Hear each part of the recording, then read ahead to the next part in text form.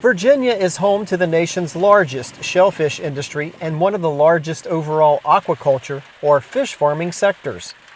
Much of that industry is based on the eastern shore, where producers raise clams and oysters in controlled conditions. But they can't control the market, and COVID-19 shut down many seafood restaurants last spring and summer. Restaurants are huge. I sell directly to a big dealer, and it's all wholesale business. And what those guys do is they basically spread all that out amongst whoever their clients are, or whoever their accounts are. Now, I like seafood just like everybody else does, and these oysters, I love them. But you can't go to a restaurant and sit down and see more than 25%, 50% capacity at any given time, any given restaurant. And so that being said, in these seafood restaurants, if there's only 25 to 50% capacity, they're not selling anywhere near what they should be selling. Chris CAISON owns Sandy Point Shellfish in Cherrystone Inlet and raises wholesale oysters. Like all aquaculture producers, he is struggling to control his inventory at a time when he has few customers. Unlike a restaurant, a shellfish operation can't just shut down for a few months. So normally, if we're selling bags and going through gear and taking care of these things and working them every day, these oyster bags would be between 15, 20 pounds normally, and then we would dump them for harvest, okay? But because we haven't harvested these oysters and it's been some time and we're out of space, we're out of equipment, we're out of room, these oyster bags have just grown and grown and grown, and these oysters have turned into rocks almost, and they're hard to beat up and break apart, and they're misshapen. They're still growing. They don't stop growing just because of a pandemic. So we're harvesting them. We're taking care of them. We're out there doing the normal maintenance and everything that needs to be done on them. They're a living creature just like any livestock farmer, on the western side of the state. So we're still taking care of them and doing all the routine maintenance that needs to be done to them. So they'll be there when the people want them. Kyle STURGIS raises clams near Cape Charles, along with row crops and vegetables.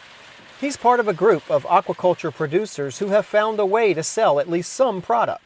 We're a co-op with Cherrystone Aqua Farms, so actually what Cherrystone has done this year amid all of this pandemic, they have started an online sales platform, and they're selling direct to customers, consumers that way. So they still have their distribution channels and they're still going to big box grocery stores and restaurants and things like that, but they are also opened up an avenue for just people coming in that would like to get it delivered straight to their house, maybe have a little get together or they can't get out and they want fresh clams and oysters, so they're getting everything shipped to their house. Both clam and oyster producers take advantage of modern crates and bags to raise their shellfish in clean water under more controlled conditions than shellfish harvested in the wild. Some are grown in the bay, some in tanks on land, but all are usually high-value products with eager customers. As the government begins to lift some COVID-19 restrictions, growers are hoping their markets will also open up.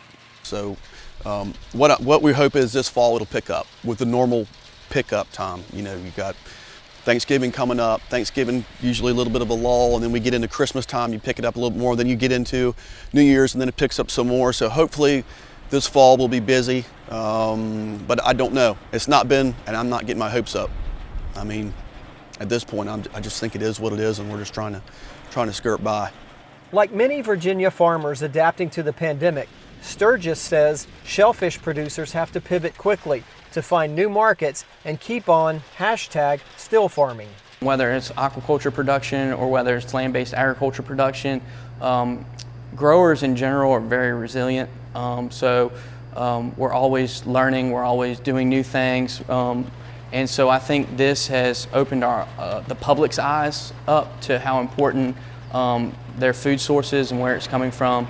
And so, and it gives them a broader perspective of what's going on the farm too. Fall oyster season is in full swing, and fresh Virginia clams are always a treat. Virginia aquaculture producers are hoping more consumers will be buying their products soon. In Northampton County, Virginia, I'm Ricky Gibson reporting.